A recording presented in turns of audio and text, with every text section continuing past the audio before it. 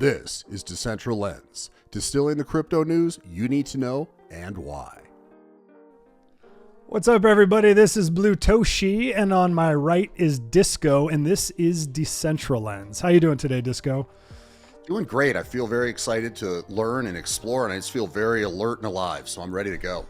Those are all good signals. I like them. So on our show today, we have probably the person that I had some of the most fun 48 hours with back in Nashville in June or July or whatever the hell that was. We have Snooptoshi on, or uniqueNFT, to talk all about his new operating system, orDOS. So Snoop, welcome to the show.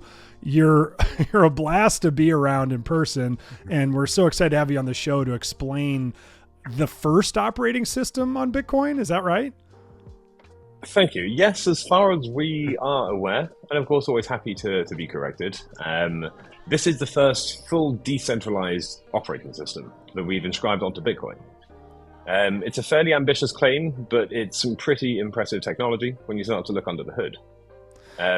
orDOS effectively transferred Bitcoin into a shared persistent hard drive, allowing direct storage and execution of applications without any centralized servers. It all uses Ordinal Theory to do this, and recursion to tie together hundreds of individual ordinals to build an operating system that is now on-chain for the rest of Bitcoin's existence.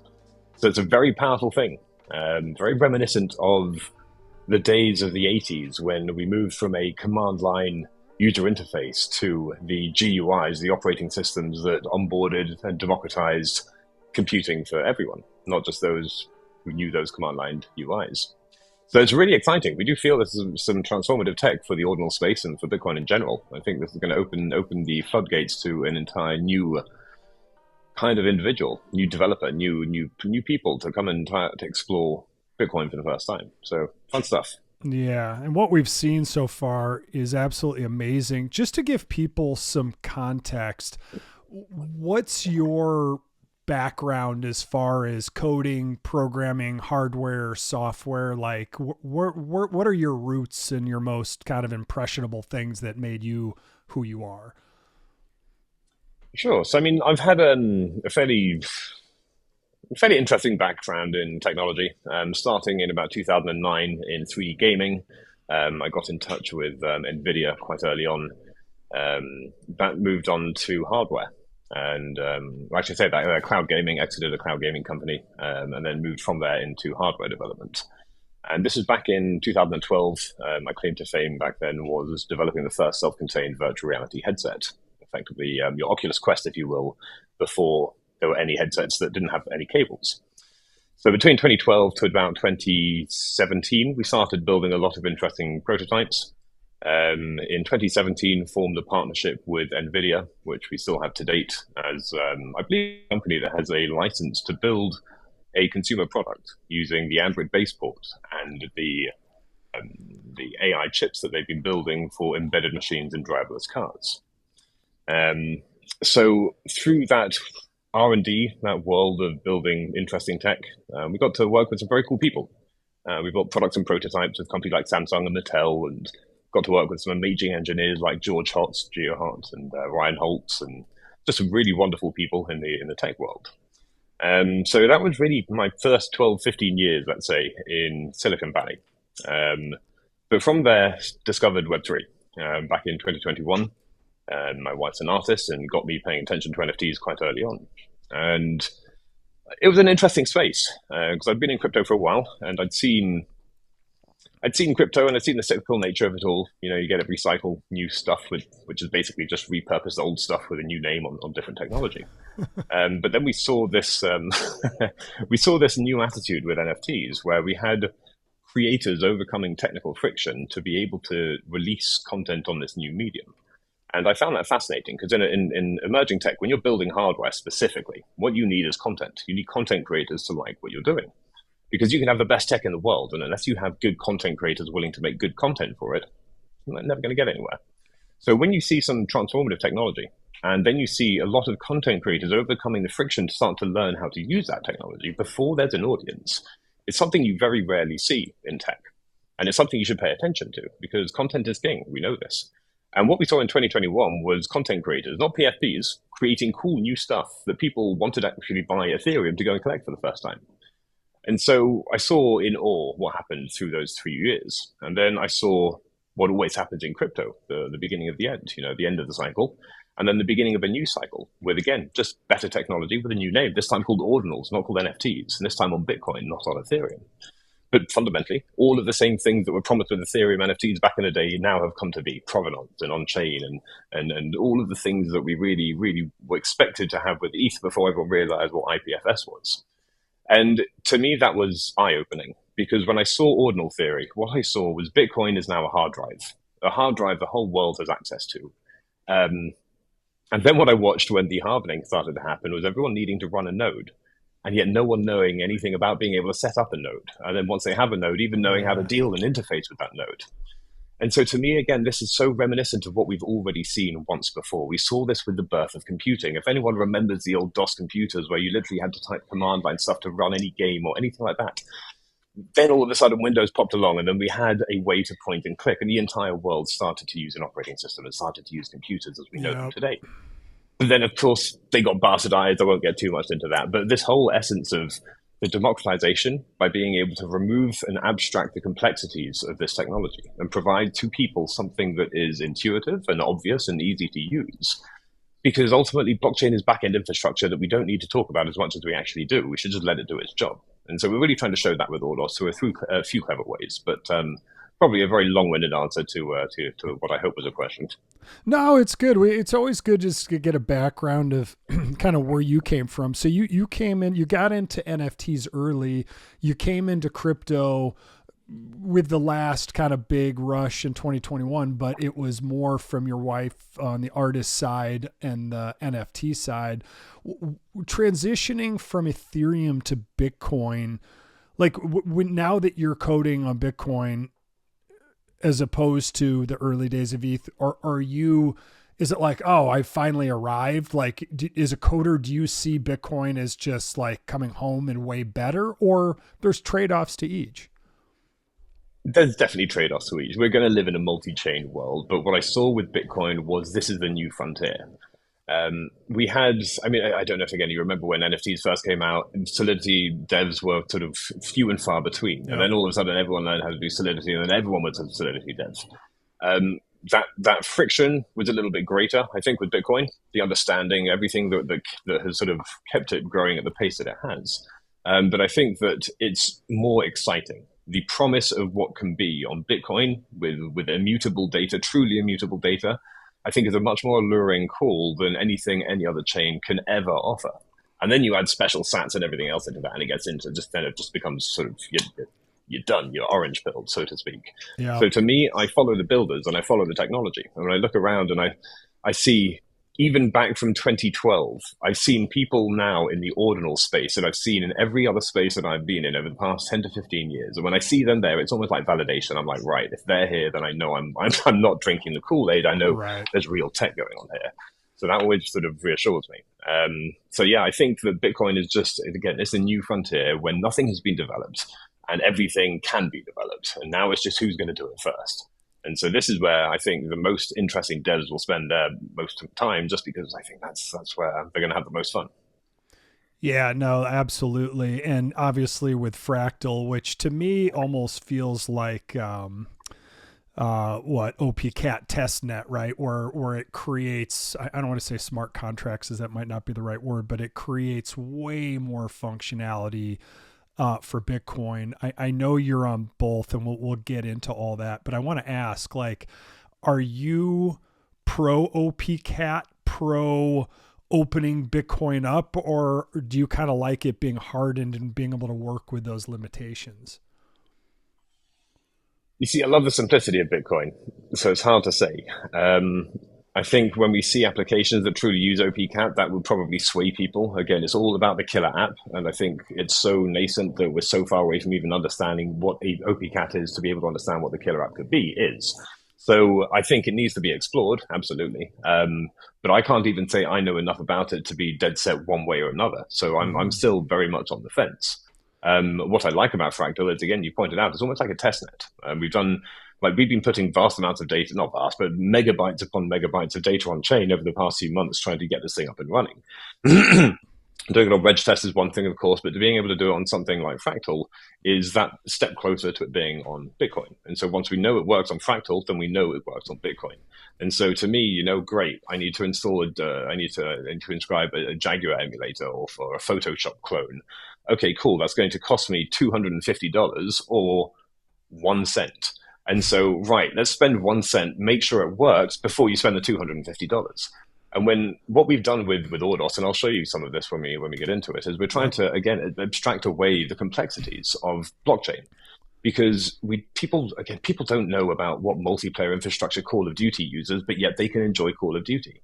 So why do people need to worry about what backend infrastructure various platforms need to use if they can still benefit from the pros of using blockchain as the infrastructure? So what we do is we treat Bitcoin like a big, slow, expensive hard drive, something that will last forever. And we treat Fractal like a faster, cheap hard drive. And that to me is the difference. Just like you open up my computer, you've got a C drive. To us, you open up our computer and you have a B drive and an F drive. And you as a developer get to choose where you want to save your content. Do you want to save it somewhere cheap or do you want to save it somewhere expensive? And that's down to the developer.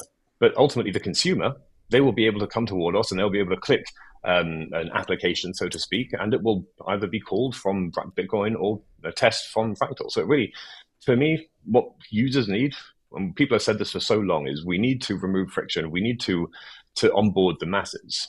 But the masses are going to be learning how to use MetaMask. They're going to be signing in with emails and clicking and doing the things that they already know how to do. And blockchain should be that backend infrastructure that's powering it all. Right. So yeah, again, rambling on, but no, these are great answers, and like I said, we like to just kind of follow your lead and deep dive because I mean your experience coming from AR, VR in the early days. I mean, I almost want to have a whole different show just on open source AR, like just like we want our blockchains to be decentralized and open source. We certainly want our large language models to be decentralized and open source and not controlled and captured by these companies like ChatGPT, who have been clearly captured by the government already, seeing you can't even like get political answers anymore. They're like, sorry, you're not adult enough to get this information. It's just ridiculous. But so remind me at the end of the show to ask even about the open source stuff. But there's definitely no rambling on this show, because the beauty is we break this all into segments and clips, and everything kind of can get self-contained that way. And then this is the bigger arc of kind of the entire story. So we appreciate you sharing. So first let's get into orDOS. I mean, I love the name. How did you come up with it? I love the play on DOS. So yeah, now DOS is an interesting one. DOS comes from QDOS, if you remember Pirates of Silicon Valley. Of course, QDOS stands for Quick Dirty Operating System. And that was one of the things that then went on to be, let's say, borrowed for inspiration by some other companies, which then was released as DOS. So to me, what we have here is an ordinal, recursive, dirty operating system. And that's really what orDOS stands for. People may say it as an ordinal, decentralized operating system, but to me, this is an ordinal, recursive, dirty operating system as a callback to the very first OS that we were already introduced to back in the day. Yeah, I love it because, I mean, I was in, I'm going to date myself here, but I was in college, I believe, when Windows 95 came out, because before Windows 95, I think it was you still had to use the prompt to launch it. And Windows 95 was the first one that just launched the GUI on its own, right? I think 3.1, but thereabouts, yeah. It was nice early days. So the one right before it, right? So, and then you had Macintosh, and you had that whole line of, Apple computers and the 2E and all that stuff. God, I have a million questions on orDOS, but is it fully on chain? Is all the data literally on the blockchain? Every single thing. So anyone can now go to btc.ordos.io, and that will take them directly to the ordinal. Now, again, it is one ordinal that is recursively connected to hundreds of other ordinals that is able to then build this operating system that you're seeing. But yeah, every single asset, every single thing that you're seeing there is 100% on-chain. And this is something we're really quite proud of because, again, only because of the powers of recursion are we able to do this. And through some clever innovations that we've introduced, we've been able to start splitting up much larger files that mean we can start assembling larger applications. And we've demonstrated this through some WASM applications, such as a PlayStation emulator and Nintendo 64 emulator.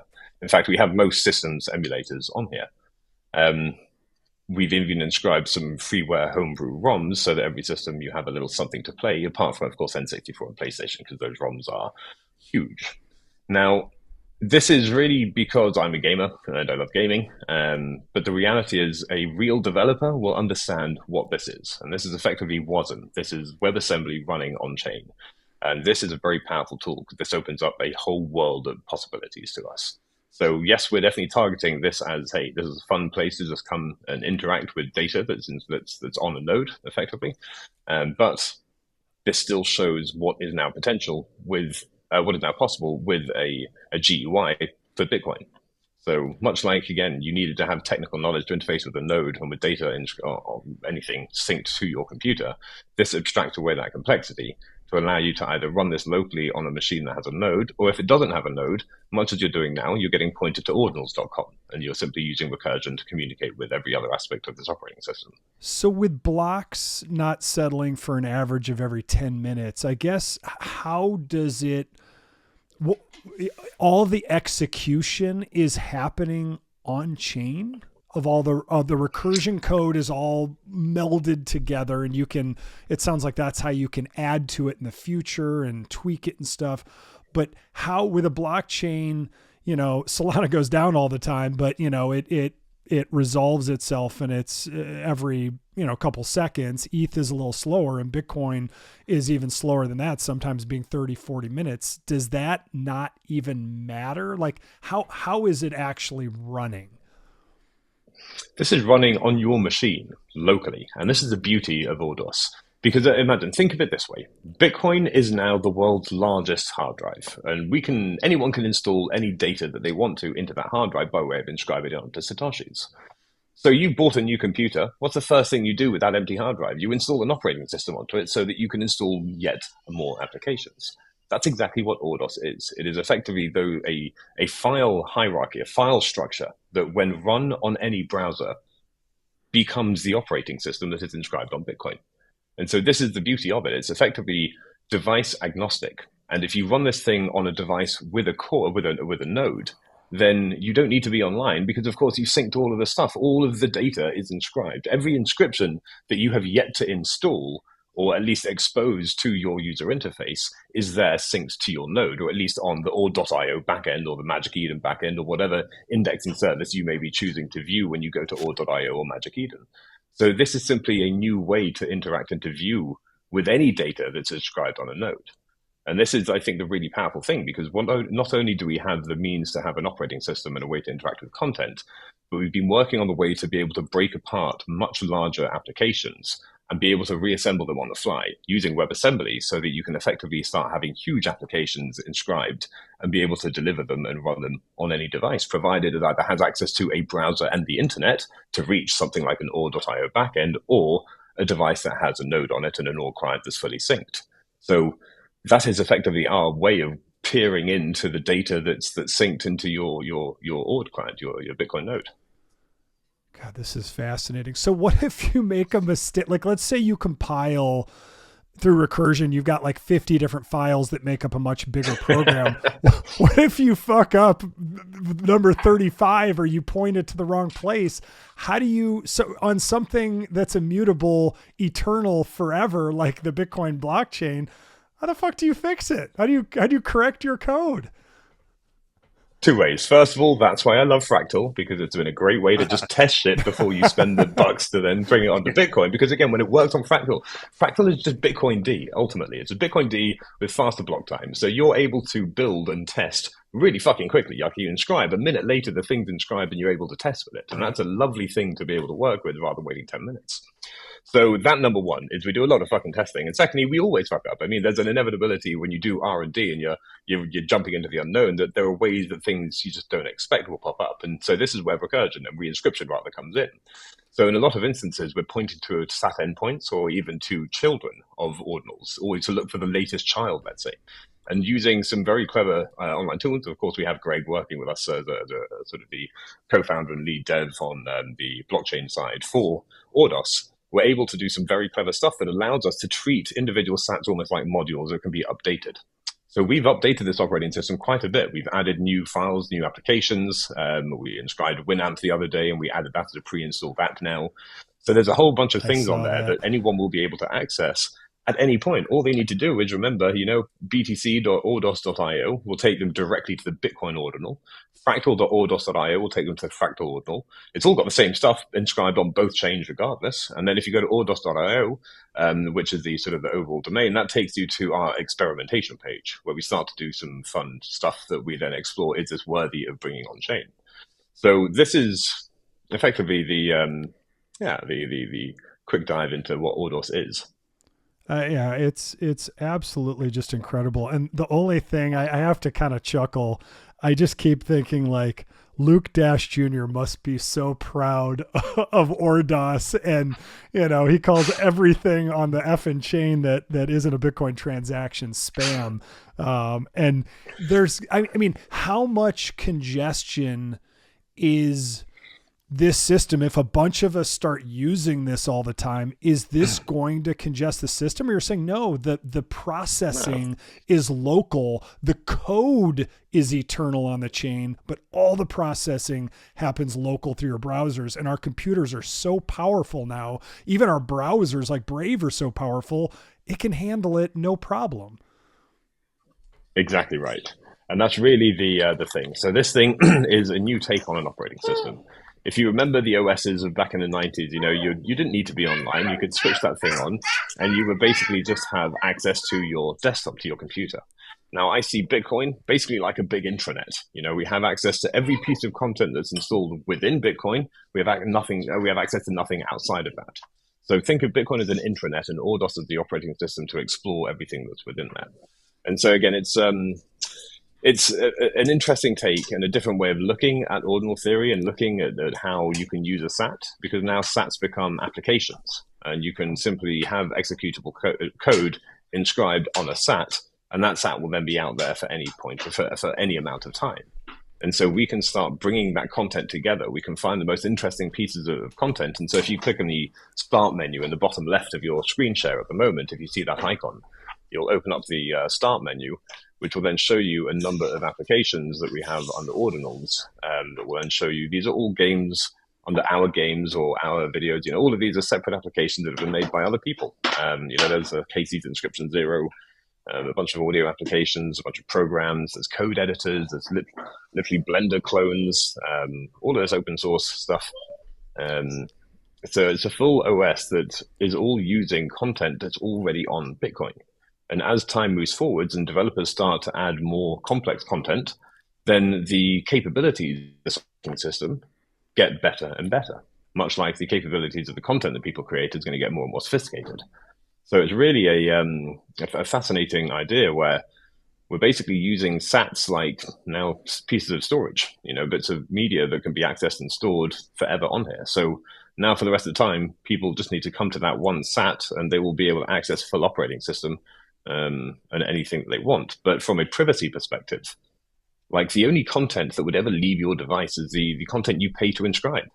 Like it's literally, it's read only. Like unless you're running this on a node or on a curve, and we can go into that later, this thing is effectively a local instance of an operating system in your browser. It doesn't need you to sign up. It doesn't need you to do anything. You can't make persistent changes. This is where you need to own an orDOS operating system to be able to make lasting changes. So to change the applications and the programs and anything about that operating system. But for now, what we have is the master OS that anyone is able to access and will be able to access for the rest of time. Yet it will always be someone else's computer. They can modify it in a non-persistent state as a non-holder, but as a holder, they can make lasting changes. They can reinscribe different sats to then be able to have changes that will last forever, effectively making it their own personalized computer.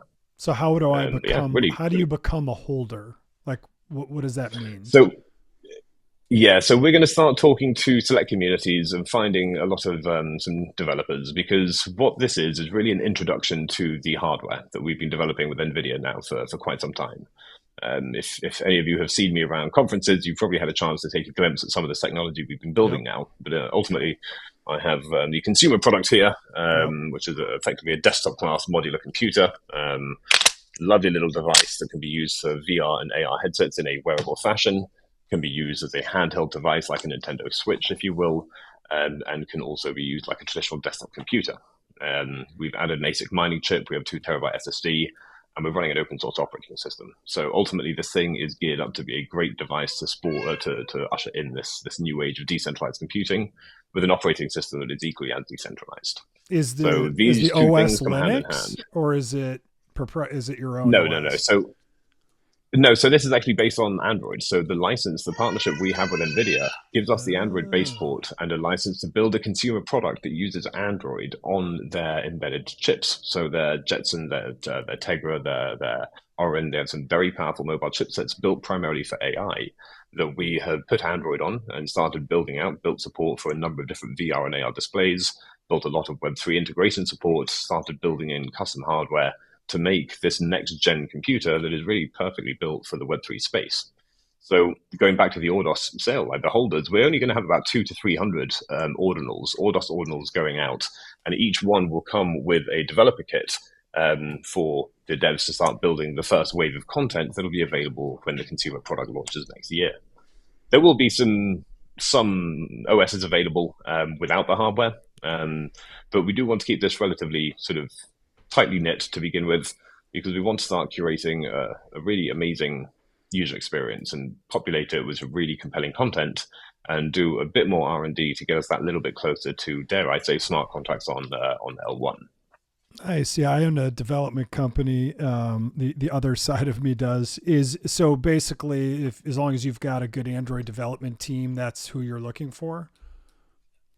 Even not Android. So there are 3 primary targets. If you wanted to run Linux, we have Linux for Tegra as well that we could stick on there. But ultimately, the device we're bringing to market, the consumer product we're bringing to market next year, is going to be powered by Android. orDOS is an operating system that can operate on top of that once you sync to Node or once you have your Ord client set up as well on a curve. So that device is ultimately the developer kits we're starting to get ready to ship over the next couple of months. And we're going to be introducing those by way of an ordinal sale. So you'll be able to choose, am I an XR developer, am I a Web3 developer, or am I an AI developer? Because these are the 3 main verticals that Curve, the developer kits, are primed to develop for. And so it's not just the Web3 people. How many ordinals will be in the initial test group? 200 to 300 of the developer kits. The main thing is we didn't want to make people wait long. So we've spoken to the factory and they've confirmed it's going to take 1 to 2 months to make 200 to 300 units. Any more than that, we're going to have to add another month on. So I felt getting 3 months would be too long for people to wait. So 1 to 2 months, I feel people are fine having an orDOS operating system and then 1 to 2 months later receiving the developer kit as well. Very cool. Very cool.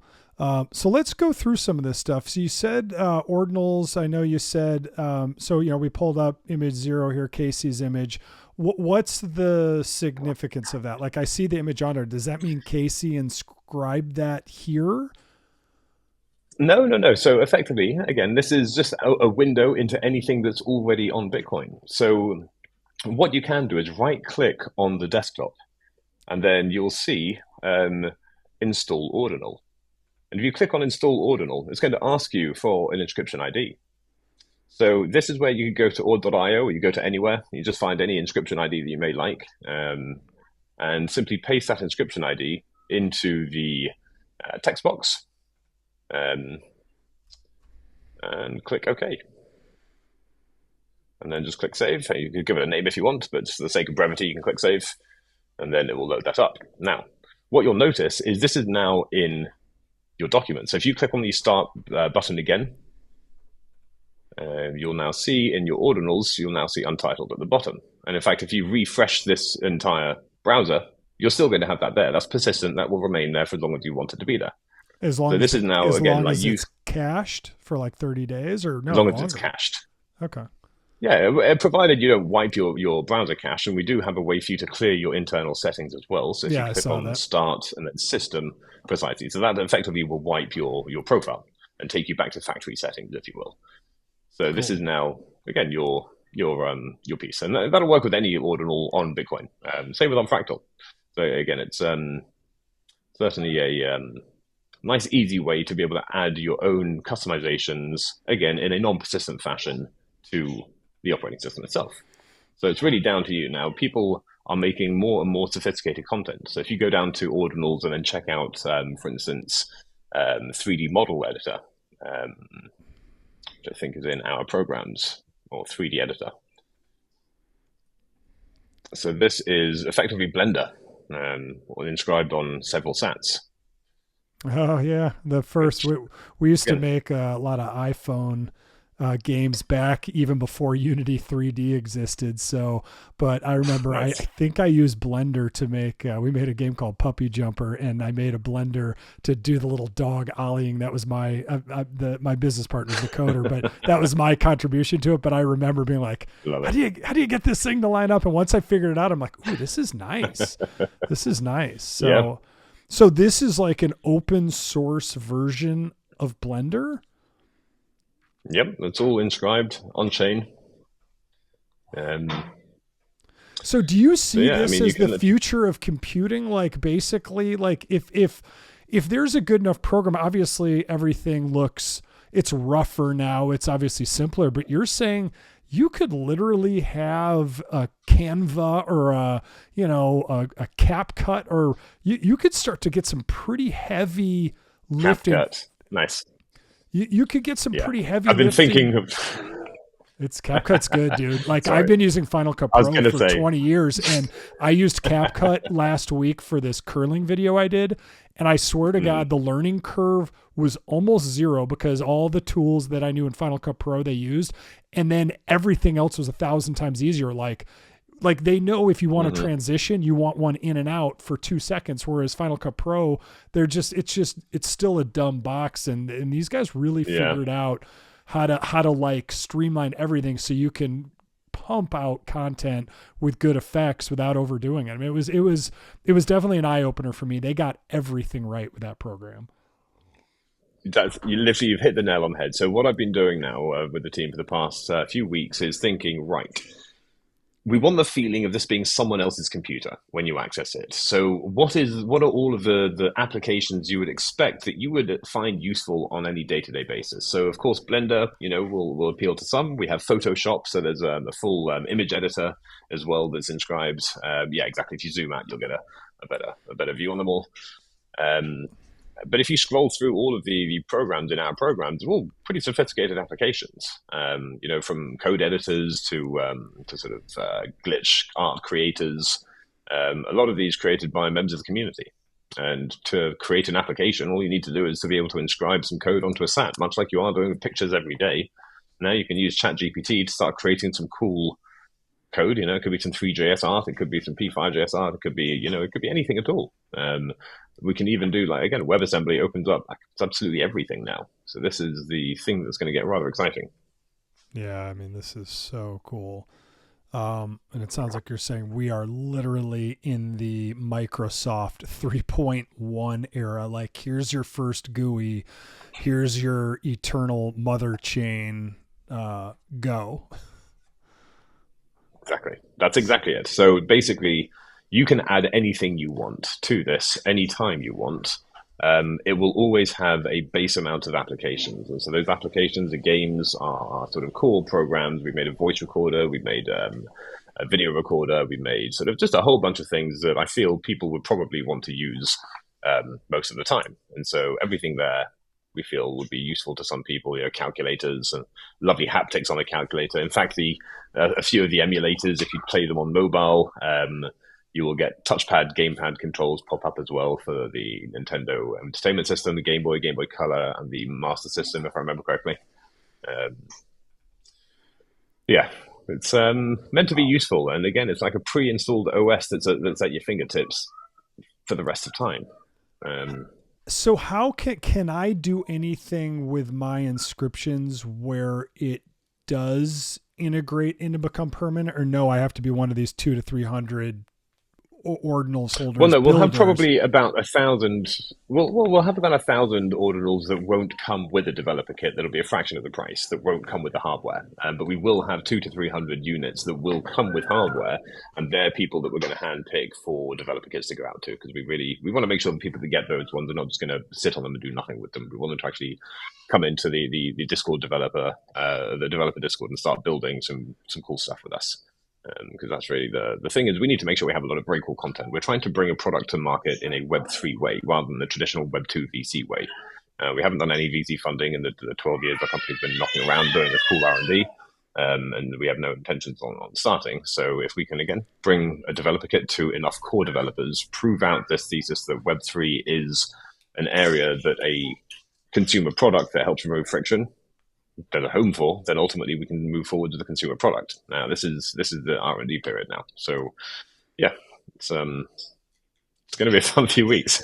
Yeah, this is cool too, because it feels very grassroots to me, where, like you said, when you have VC funding, then you have basically like a burn rate, and you've got, you've got a limited life and a limited bridge to walk across until the bridge is burned. Like, you either make it and you go into orbit or you don't, and by going kind of native and giving these things out, to me, it just feels like you build this grassroots community of people, just like in the early computer days and the early crypto days, where people swarm around the idea. Obviously people want to make money, and capitalism's good, but also there's the other sticky incentive of, like, smart people like to hang with smart people and do cool and fun stuff. Like, I know my business partner's been coding since he was 10 years old. He's old and gray like me. Like, he loves stuff like this, like figuring out how to take advantage of a new system and figure out what the best programs are. I mean, this is pretty mind blowing and cool. So, Disco, do you have any questions for him? Because I think what I want Snoop to do next is maybe we let him drive and just like speed run, or whatever speed he wants. We don't have to go through it fast, but just show us some of these emulators and how cool some of the stuff you could do here is. Yeah, I'm just fascinated by this whole notion of looking at ordinals from this lens of, Bitcoin as a hard drive, and then the exploration of what can come of that, and seeing that it being, really only capable on Bitcoin. It gets me even more bullish than I could ever have been, to see that you can still build this and put it out in the world in such a decentralized fashion. So the whole element, like all the different elements of it, are just a really nice recipe to study. So I'd love to see more and, have them drive us through it for sure. Yeah. Cool. So Snoop, you want to take over the controls and just go through some of the stuff. I got to ask you, as we transition over, what is your favorite gaming system? Because I was a huge gamer growing up too.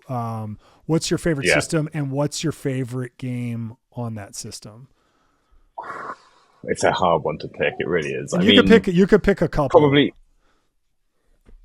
Metal Gear Solid 1 on PlayStation, I think, has to be one of the best.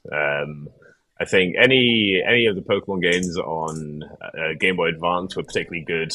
Of course, my nephews Yellow would agree with was that. quite nostalgic to me. I recently discovered Rayman. So my co-founder actually launched Rayman with Atari back in the 90s. So he was asking what are the chances of getting a Jaguar emulator on chain, which we did a couple of days ago. And I was actually blown away at the quality of that game for when that came out. So yeah, I mean, I'm an all-rounder. There's too many to pick from. I know. It's very much like the hard one to pick. It's an impossible question because you didn't ask. Mine is the original NES, and I'm going to go Mega Man, Castlevania, the original Castlevania. Have you played that one?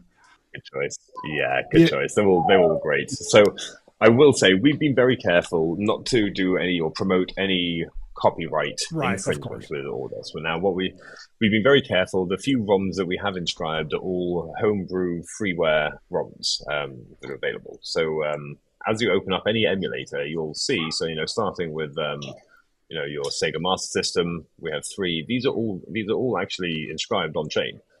These are ordinals being called recursively to play the game, which is bloody cool stuff. I'm going to open up just a few of these just to show you what this thing can do. And sorry, the flight of Pigarus, or a Picarus maybe. I like pig better. Pigarus. It sounds funner. So the flight of Pigarus, I know there's a trillion games out there none of us have ever heard of. So this is off the original NES, and these games are free and clear, open sourced, if you will.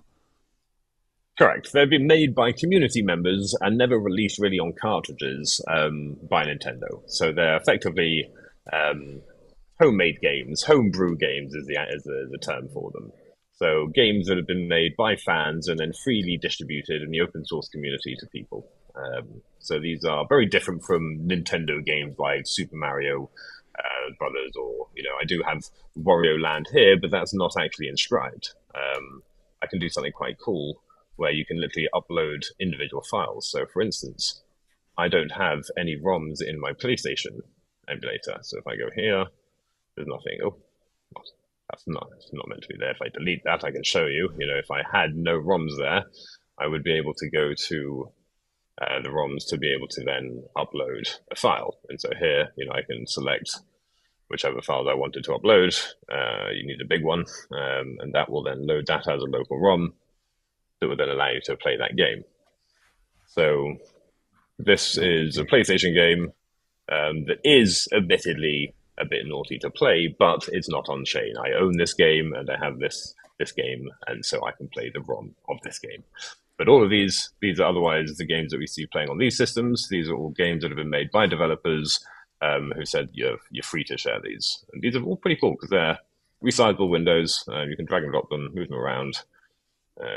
How are the controls? I know on mobile the controls, like with arrows, it's kind of clunky and not as good, but on a desktop I assume it's standard keys like ASDF or spacebar or... Indeed. So you can actually press the info button on every one of the emulator and it'll tell you exactly what the controls are. Now, bear in mind, PC is one way of playing this, but if you were to play this on a curve, then you have the native gamepad support. So then everything plays that a little bit more smoothly. But otherwise, everything will show your controls for whatever system you're accessing it on. Systems like the Game Boy Color, Nintendo Entertainment System, and Sega Master System all have their own touchpad controls, so little D-pad and A and B buttons so that you can play those games on your phones as well. Got it. So the pads, it's just virtual on your screen, obviously. Correct. Could I inscribe an ordinal tying recursively to your system and the emulator? Could I make a new game and it is playable literally on that inscription on ordinals.com, or no, it has to go through orDOS to work? It's a good question. I haven't tried. I think it would need to go through orDOS, but I'd be interested to test it out. I mean, it is as simple as, coming to any ordinal, taking an inscription ID as we have here. So this is a sort of a dark brownish version of blockout. Just clicking OK, and then opening this up. And so this has then loaded that specific version into the game. Now we can go down to our lovely shrooms. Okay, take the inscription ID of the shroom. Go back to orDOS, and then if we type in the artist name and then paste in the ordinal into the secret menu, then you can play any image on Bitcoin as your game level. Yeah, that's pretty badass. This is using recursion. This is like blockception. It's why what? Pretty fun stuff. I call it blockception, so we're using recursion a number of times through a number of applications to be able to have this fun little... So could that be created where someone could literally just go into the ordinal and do it? And you're saying it's probably possible, but right now it has to go through the emulator. Well, the games do need to go through the emulators. This is actually just a 3JS game, so this isn't done through an emulator tool. So this could be done as straight up ordinal, and the controls and everything would be there. Got it. So this is literally this ordinal here that has now been installed here. So for instance, if I close this and I go back to my start menu, because I've right-clicked and I've clicked install ordinal and I've pasted in that inscription ID, I'll get a different one now. It's then saying, hey, this is a SAT that has a program I want to install into my OS. So here is the application install ID, if you will. And I'm just going to say install this ordinal. And then it's going to say, right, this ordinal is called blockout. And so I say, okay. And so it's now going to save that ordinal in our ordinals blockout. So this thing, even if I restart the computer, so to speak, or if I give it a reboot, stays in the cache. Once it's rebooted, precisely, it's still going to be there persistent just to me. And so it won't be there in 3 months from now, but that's fine because you could just have a folder with your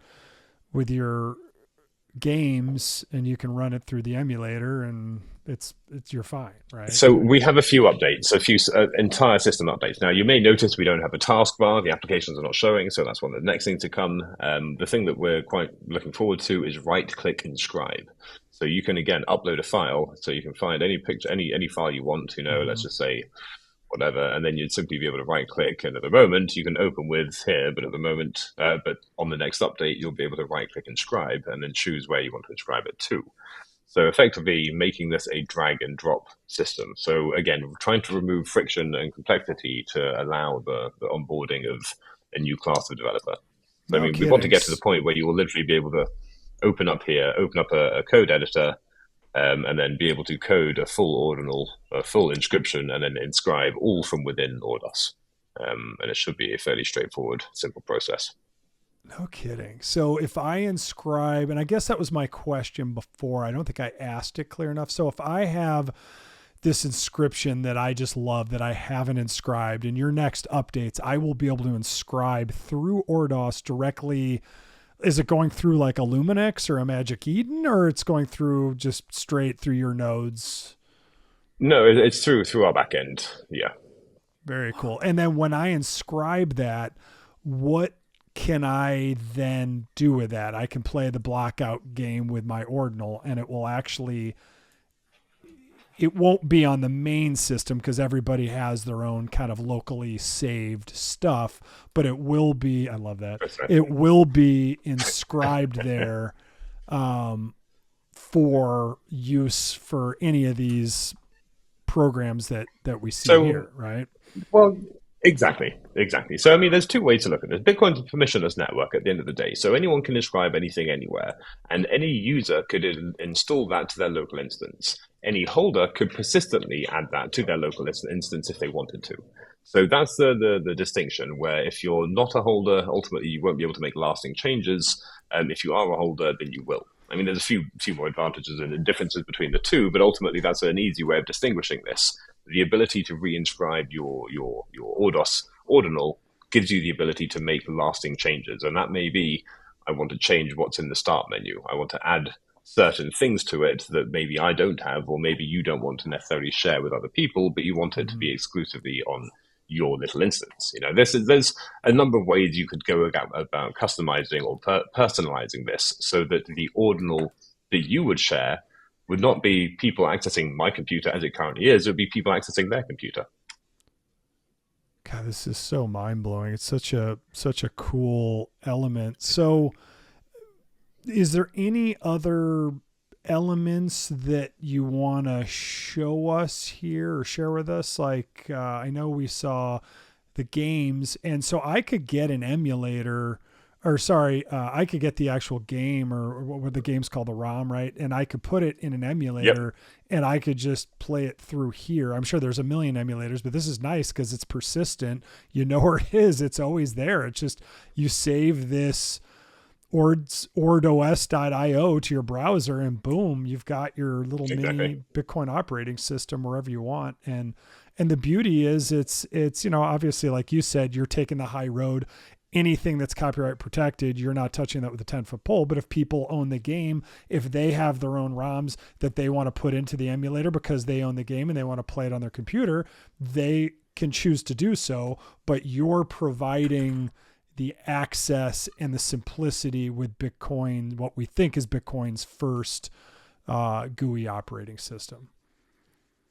Precisely right. It's very early days, and you can expect a lot of interesting updates moving forwards. But yeah, this is more than anything the first UI for Bitcoin. This is transforming Bitcoin into something that we feel will hopefully be as disruptive for the space as computing was, at the dawn of operating systems were for the very first instances of computers. So time will tell, but yeah, as always, bullish on Bitcoin. Yeah, well, so are we. Are there other elements besides the emulators? Are there any other elements you want to show or showcase that it does? So there's a few things that we haven't updated yet, and we don't want to talk too much about. Sure. We've alluded a little bit. So this medium, this platform allows you to start doing some execution of code, and this opens up the potentials of smart contracts on layer one in a new and interesting way. So I don't want to say too much about that. I'm much more a believer of showing what we've done rather than talking about what we're going to do.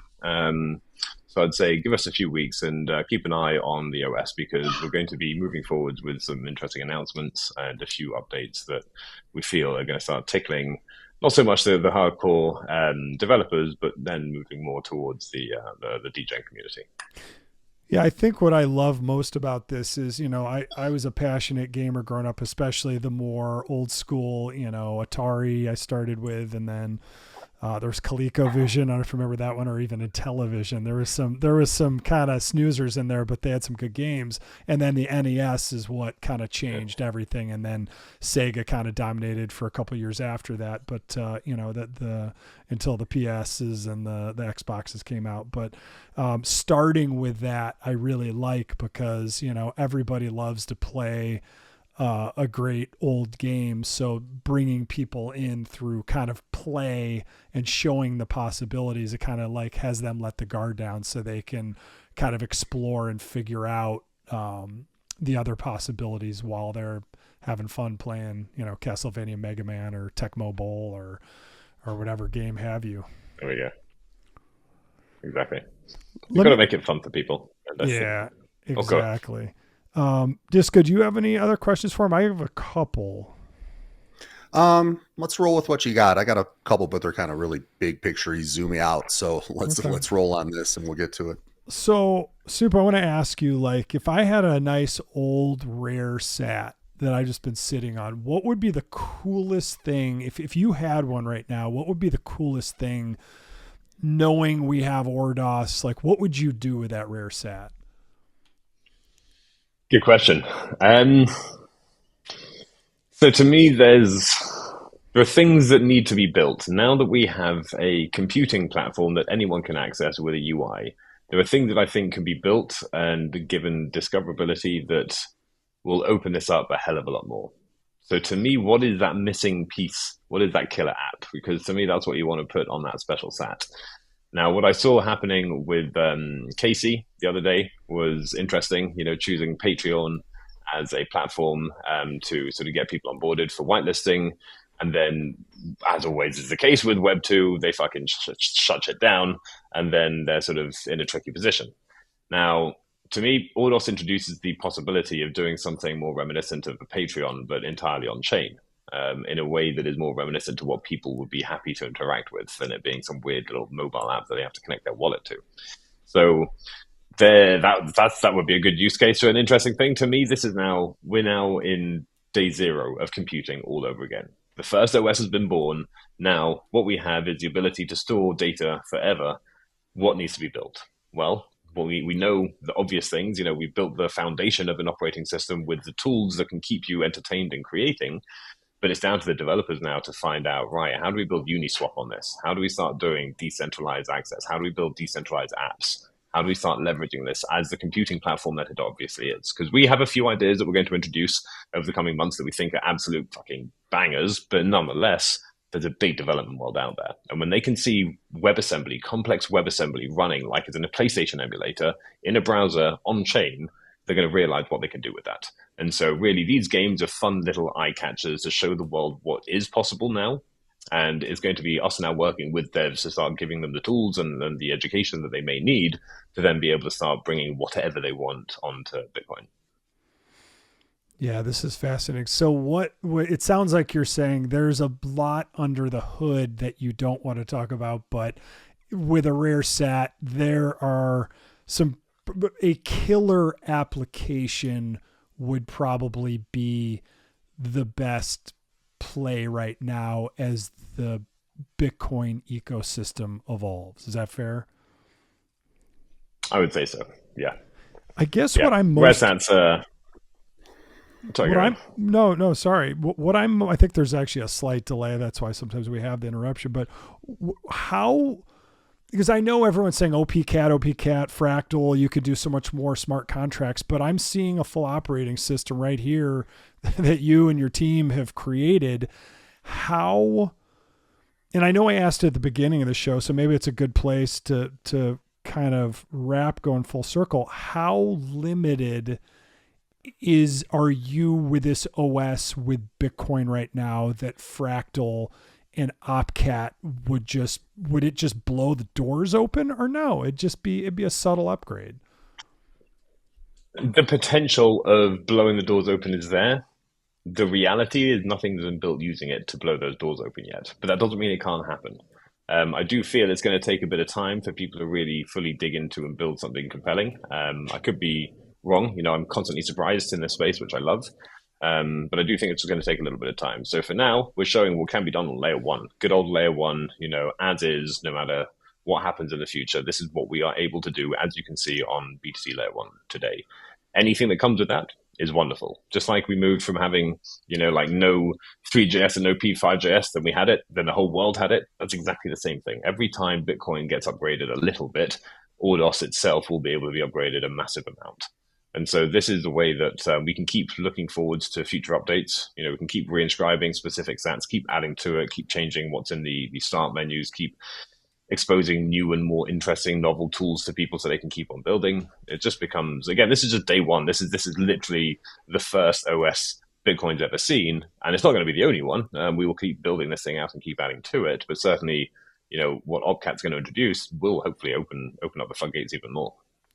If OpCat, if Luke Dash Jr. and his minions have their way, and it just gets so political as the world adopts Bitcoin, as basically digital gold, and OpCat doesn't come out, does that prospect scare you at all with orDOS? Like, there's only so much I could do, or no, even with orDOS and Bitcoin layer one, like we're already seeing firsthand what you could do here with emulators and recursion. It sounds like you're saying either way, it will evolve and it's fine. Yeah, of course. Like, again, like extra tools make life easy. They speed up development, but the lack of those tools don't stop development. And so to me, we will always figure out what we can do with the tools we have at hand. We want to learn how to use them better and faster than most others so that we can keep removing that friction and simplifying the process for anyone that comes after us. And I think an OS is the next logical step that this space needs to move in. We talk about removing friction all the time. We don't do anything paradigm shifting enough, anything drastic enough that completely changes how. We still use the same websites to browse the content. We still do the same thing. From 4 years ago, we're still using these sort of online platforms when there were different things we could be doing. So to me, this is an exploration, one that's already had tremendous support from some pretty decent people in the space. And when you get these maxis, these Bitcoin, these laser rides, to me, they show how much they don't understand the technology when they refute it so much, because this is some of the coolest tech ever. Not orDOS, I mean Bitcoin in general, underlying Ordinal Theory on top of that, what you can now do, because Bitcoin's been a store of value for a long time. And if people haven't seen it for that, they're probably not going to be sold on it. So, the thing that will, much like 2021, people wanted to collect those shiny JPEGs. They wanted the killer app for ETH was NFTs. I don't think NFT is necessarily going to be the killer app for Bitcoin, but I do think it's going to be some kind of interactive, dynamic, ordinal something. I yet to know what the killer app is, but I'm hoping orDOS is going to help people create and then help discover what that killer app will be. So, we have an interesting future ahead of us, but again, this is just the very, very beginning. I know it's a totally different code set with Solidity, but could something like this have been built on ETH? I'm kind of amazed now that I see I mean, this. Like, why didn't anyone do it? so it's expensive putting data on ETH. CryptoPunks, they did it, but basically no one else did it. Everyone else used IPFS. So yeah, I mean, look, in principle, yes, it could. I think ETH scriptions are a thing, which means we could literally add an E drive to orDOS so that you could choose which one you wanted to install inscriptions from. Whether or not that makes sense, I don't know. So I mean, sometimes, yeah, people offer what's the phrase? They often rushed ahead and did it. They never wondered if they should. Something like that. I don't know. That would be my view on ETH. To me, this next cycle is going to be dominated by Bitcoin. It'd be foolish to spend time anywhere otherwise. Yeah, I just actually I've got a couple validators left, and I just unstaked one of them this morning. I'm like, Solana's winning on speed and on crack memeability, and Bitcoin's winning as the mother chain. I mean, it's ETH, the ETH narrative right now. It's just, in Disco and I talk about this on our show every week. It's hard that the further on time goes and the more Solana and Bitcoin become entrenched in their respective ecosystems, the more I look at ETH, I'm like, there's going to be another use case and things will cycle back. But I think a lot of the ETH NFT OGs are kind of like, oh, everyone will come back. And a lot of us in Bitcoin are like, dude, we're like, we love you. We love where we came from the art side and the NFT side, and homage to the, to the crypto punks, but we're not coming back. We're gone. Like I'm never coming back. The developers left. Is it so? The developer, you're saying from the dev side, they did too. The creators and the devs left. I mean, okay, the creators that saw the writing on the wall left, and the developers that always see the writing on the wall left. The ones worth their salt. So this is why I still laugh so much when I jump on calls. They're like, "Oh, can you give us a hand? Can you do some this, that, and give some advice?" And like these big companies are talking about NFTs, and I'm like, "You guys are fucked." Whoever's here's telling your you to advice. do NFTs, Run. fucking fire them. Literally. I'm like, it's anyway. So yeah, good luck to them. But I think this next cycle, it's not ETH, it's Bitcoin through and through. So if you had any ETH, would you sell it all for? And this is not financial advice, everybody. And we caveat the Never show. financial advice. No, but would you hold? I wouldn't get any more. Nah, no. Yeah, that's fair. I mean, I would exactly. I mean, to me, it depends what I'm thinking. Like ETH and Bitcoin are always a good store of value. They've proven time and time again, cycle after cycle, that they are the two that will always come back. Now, yeah, in a 10, 20, 50 year scheme, does it matter? I don't know. I think both will do tremendously fucking well, given that amount of time. So I don't know, honestly. But personally, I'm bullish on Bitcoin. I think ETH had a lot of fun last cycle, and this cycle it's all going to be Bitcoin. Got it. And I just want to ask one question to loop back to your roots in the beginning. Whereas Bitcoin is so important for decentralization, you've got, like I said, you've got Venice and you've got these open source large language models to not have censored AI data. We talked about, my kid and his AI woes and how we solve that. But AR is, I feel like when Meta bought Oculus, everything slowed way down, and Zuckerberg thought that was the future of everything, and he went all in on that. But I don't want, my retinas have probably been scanned at every airport anyway, but I don't really want Meta. They've already collected all my shit. I don't want to be in his world directly. So to me, open source augmented and virtual reality is extremely important. It's almost, to me, it's the three pillars of money, which is Bitcoin, information, which is AI, and then it's immersing ourselves into the next generation of 3D models to all hang with each other in these virtual worlds, which we've seen the promise of, but nobody seems to want to hang in there forever. Is the prayer and hope that I have for my children of an open source virtual reality future likely or possible?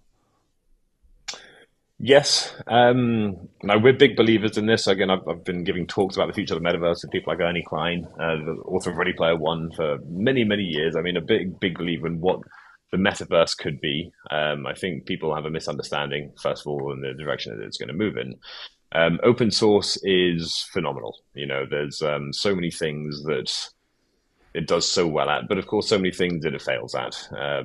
This is where, unfortunately, capitalism will always win. So, to me, people don't care enough about the value of their own data. I remember how much I was laughing. I was like, you serious? They're going to put cameras on the front of these headsets, back in 2013, 2014, when you started. I was like, people are going to you serious? That's never going to work. And lo and behold, people are very happy to sign away whatever they need because they don't realize the value of the analytics that you can derive from these XR displays. Much like AI, I don't think people understand the true value of the data that people are sharing with AI. They'll share more intimate details with AI than they will with their emails and their mobile phones. They're just fucking crazy. So, I will hope that there will be a time and a divergence where people are like, actually, I still want to keep using this AI, but I don't want it to be in the cloud. I want it to be local. And again, this is why I'm saying AI developers are one of our core developers, because the chip that we have inside this wonderful little fucking gadget here is about 8 times the power of a Nintendo Switch, and this is the light version. The Pro version is about 20 times, and it uses the same architecture. It uses what's called the Tegra. So a chip built primarily for AI, for driverless cars, for embedded machines. We simply started using it as a gaming device and a Bitcoin device. But nothing stops you using it for AI. I mean, we literally have all of the very sort of secret source that you get from NVIDIA as a partner that lets this thing really be used as a tremendously powerful AI device as well. Mm-hmm. So being able to run local, I can do Stable Diffusion on here, admittedly, already today. We've got large language models that we're getting dialed in, like OpenLlama, sort of small and lightweight models, because I'm a big believer in privacy. I'm a big believer in you owning and maintaining your data. Well, we appreciate your time, Snooptoshi. orDOS is awesome. It's super cool to look at, and the future of on-chain and operating system on Bitcoin, it's the second I saw you posting the last couple of days made me extremely bullish. So we appreciate your time, and you have a wonderful day. And when you unleash some more stuff, let's have you back on and we'll do more. So with that, take care. Thanks so much. Absolute pleasure, gentlemen. Look forward to our next one. See you soon. Take care. All right, everybody. So great interview with Snooptoshi. Remember, nothing here was financial advice, and do your own research and disco all the other caveats, which are. Make sure that you know what you're doing. You do your own research and you try to protect yourself, but be excited. There's a lot of incredible things that are being built. Absolutely. All right, everybody. With that, take care, and we'll see you soon.